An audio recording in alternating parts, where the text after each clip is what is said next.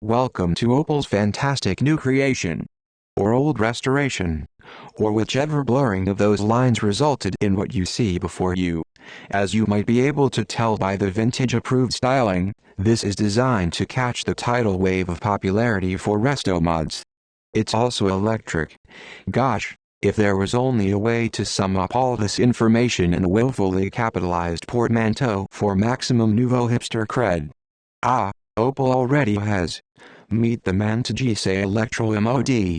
Now, being a full EV, you'll need a gearbox about as often as you'll need to fill up with petrol.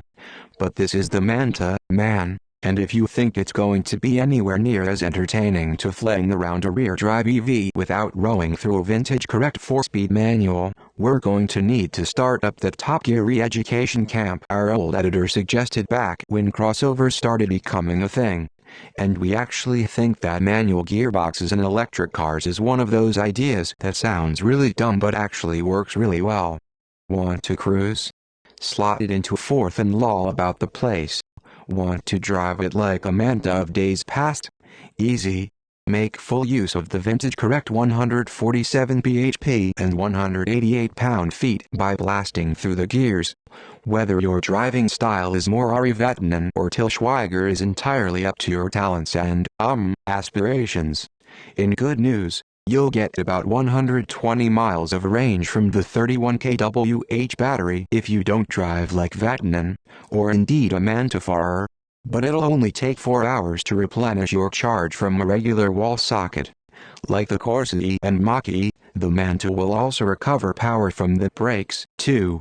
In less good news, the solid black front grille is apparently a billboard for such corporate-approved wit as, "My German heart has been elekt But at least you'll be inside, listening to the Manta's Marshall-made stereo, sitting on brand-new sports seats and in view of a pair of 10 and 12-inch digital widescreens, rather than reading such think-tank emetics as, "I am on a zero-emission."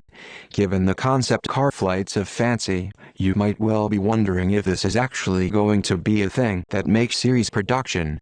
It feels pretty unlikely at this stage, given how the modern car market is these days.